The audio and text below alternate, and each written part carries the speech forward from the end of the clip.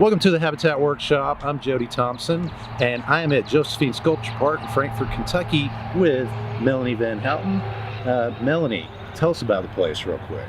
Well, we are now a 30-acre sculpture park. We're the only sculpture park in the state of Kentucky, and we have about 70 artworks out here by artists from all over the world. Nice. And we're free and open every single day of the year, so Yeah. people can come out and explore the sculptures and the natural habitat, and just kind of get them. My secret desire is to get people back outside, Oh yeah. and I use art to do that. So, and on when I'm seeing stuff on like Instagram, because I follow you on Instagram, I'm seeing stuff like environmental stuff in addition to art. Absolutely. And things like that. Yeah, that's always been part of our mission, is land conservation. This property was my grandparents' farm, and we're located right on Highway 127, which, as you probably know, a lot of that land is getting developed, and we wanted, to kind of keep it from being commercially developed in a more traditional sense, and we saw this as an opportunity to, kind of give back to our community, to practice land conservation in a real way, to reconnect people with the land, and to use art to do that. I'm a sculptor myself, so it sort of brought all those things together. Is any of this stuff out here yours? I have a couple pieces, but I don't make a lot of objects anymore. I really think about the park as all the sculptural work I ever made was about this place, and about my grandmother specifically, whose name was Josephine. And so for me, like coming back here and building the park, which is an ever-changing, none of these works out here are really permanent, so changes all the time. I get to work with artists, do community events. For me, that really is my creative practice, and it evolved from object making into something much more big, which is this 30-acre earthwork, as I like to think about it. Well, but you, particularly today, you had a specific issue that we've been talking about that we wanted to share with some folks, and show them some techniques how to deal with it. So, sure, yeah. What is it you're hating right now? The calorie pears. The calorie pears. I have many things. When we first moved here, all this property was just being mowed for hay. And so it was pretty bare, and we thought, my husband and I are both plant people, and we thought, well, let's just see what's here. And so we didn't mow for a year or two to just kind of see what would come up.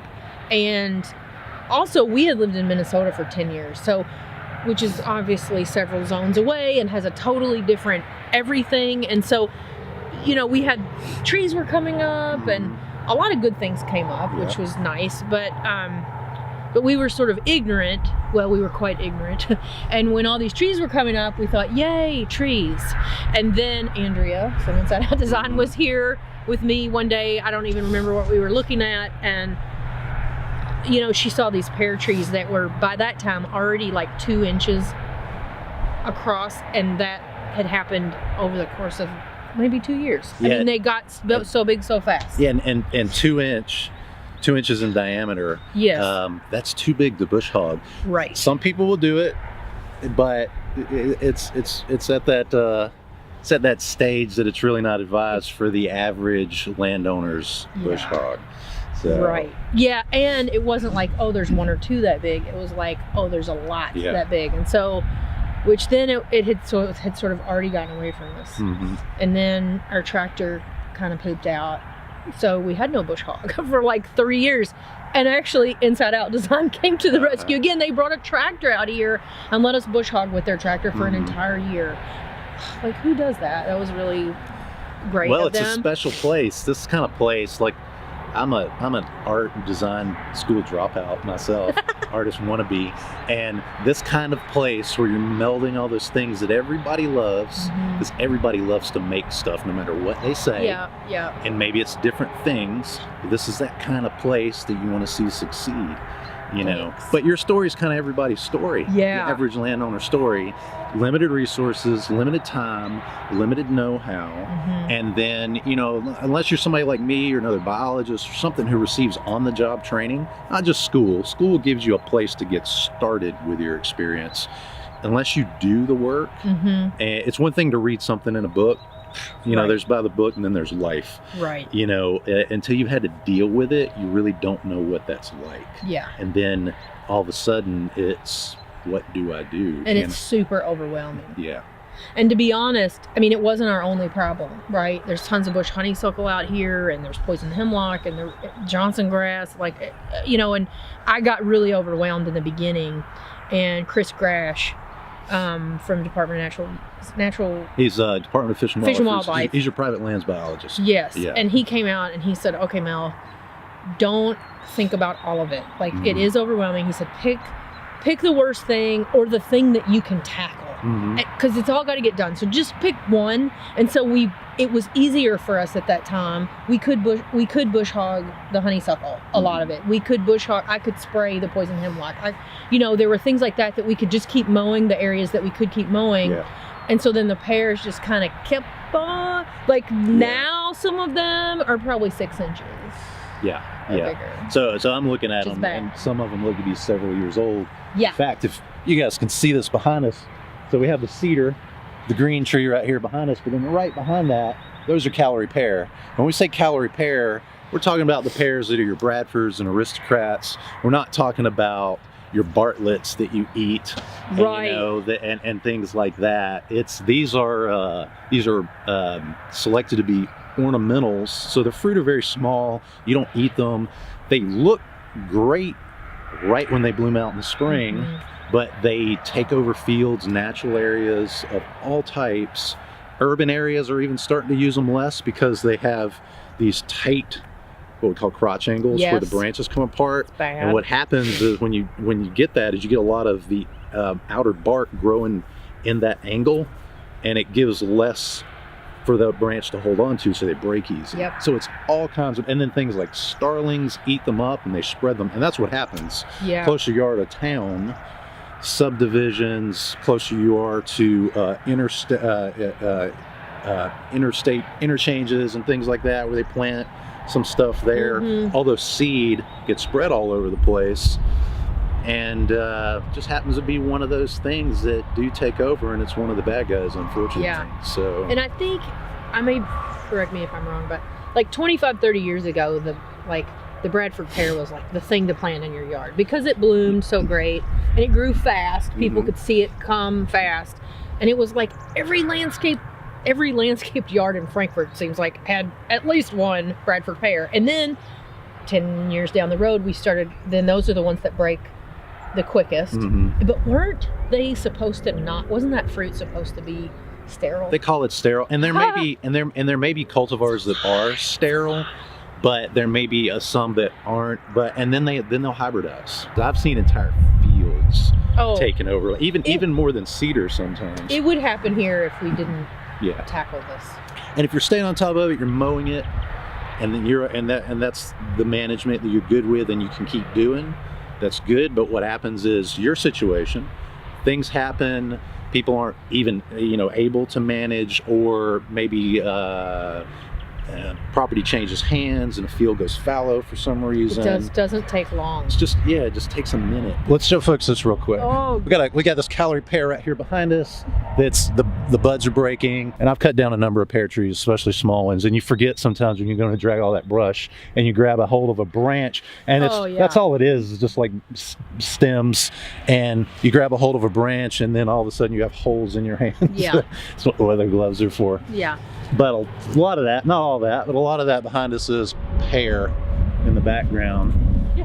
We have it here too, and it looks a little different when it's very young. Like right now, it'll probably have like reddish stems on it. I think I took some shots for an Instagram post the other day.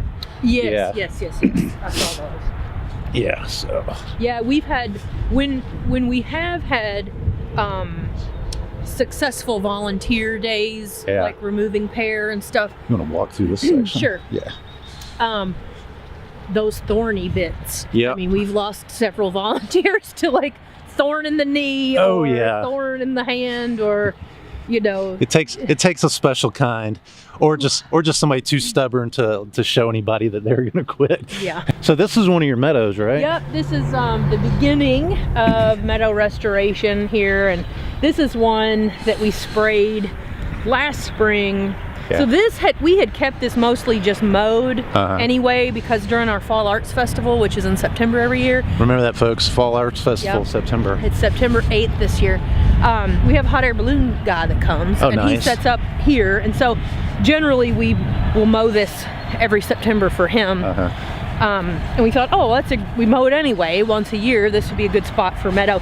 But when we sprayed it, it was like semi-effective. In this one, like pretty quickly, the fescue kind of came back in. And, I mean, and you can see how green it is right now. And we did total kill out here last spring. Let's look at that real quick. Yeah. See, what we're seeing right now is a lot of cool season weeds, and that's the issue. But the number one, this is not Jody wisdom here at all. It's what I've been taught and beaten in my head over the years, because it's just how it is the number one reason for failure of these kinds of installations, native grass, native wildflower installations, is the lack of weed control. So what happens is, if you do a total kill, you may be used to hearing it called a burn down or something like that, which is an herbicide application. You're only hitting one layer of weeds during one part of the year. And you have all these weed seeds in there, and then everything also doesn't respond equally to the herbicides. So that's why it takes multiple seasons and multiple treatments of the right stuff. Now, if you weren't using herbicides, you just on something like a 2 to 3 acre scale, which is doable if you broke it up into pieces, but it's very hard to do that without herbicides, because your only options are a really high frequency of shallow tilling, which still doesn't get everything, and that tills up a bunch of stuff that's sleepers. Well, and that's what the frequency of it's for. You're constantly disturbing it, bringing it up to the top where it can germinate. Then after a short period of germination, where the plants move from seed to plants, then you till it again, and you break up all those roots, let them dry out, move them to the surface. You got to do that a bunch, over and over and over, every few weeks, for a long time, sometimes for a couple of years. Or shading, smothering, and that too, it's touted, but on a scale like this, with these kind of weeds, it really doesn't get everything. So it's a combination of methods. I'm just bringing that up because we're trying really hard in all of our conservation workshops that we're trying to do to bring this organic content to light, but also bring the reality of it, that it's just friggin' hard sometimes, and it just takes time, because we're working with a biological system that you're trying to turn into a healthy biological system, and that takes time. So the typical thing is, you spray it once or twice, throw some seed out, drill some seed or whatever, it takes off, and then the weeds kill it all again. So doing it right, like she said, is a long process. And I'll tell you, I talked to a lot of people, and I went to a lot of workshops, some of your workshops, some other people's workshops, and that was the thing that I heard over and over and over again, which I'm glad I really heard, because otherwise we would have wasted all the time, but we would have wasted all the seed we bought, we would have wasted the money on all that stuff. And so as hard as it was last year to realize that we couldn't get it done, it was the right decision. Even though it's going to look really crappy for another year. And what people have experience with is landscaping, gardening their own properties, and so you have these really small situations where you could create a new landscape bed with several inches of soil, and that's perfectly effective for weed control. But doing it on 2 acres, 10 acres, 50 acre installations, which I've been involved with. Some folks have been, like Roundstone, have been involved with installations of hundreds of acres on one project. You can't do that. You only have, and then sometimes you do everything right, and you still can't get rid of some of the problems. So well, so come back in a few years and this will look fabulous. So if you guys were to install this year, when are you looking at, this year or next year install? We're gonna kill off again all this year. I think she's gonna spray 2 or 3 times to get the different season weeds, because we only sprayed once last year, and obviously there's a lot of stuff still in there. And then we're planning to seed early next spring. So you'll do like a May or a June install, probably, something like that. That'd be cool. Maybe you could come back and we could get some of that. That'd be kind of cool. Yeah, we can do that. All right, so you have some other issues out here, and maybe we'll try to hit on them a little bit. But I think next, why don't we do this? We're going to set up some tools, show you some tools, and then after we show you the tools we're going to use, Like she showed us using them a bit. So yeah, we'll cut some trees down. yeah.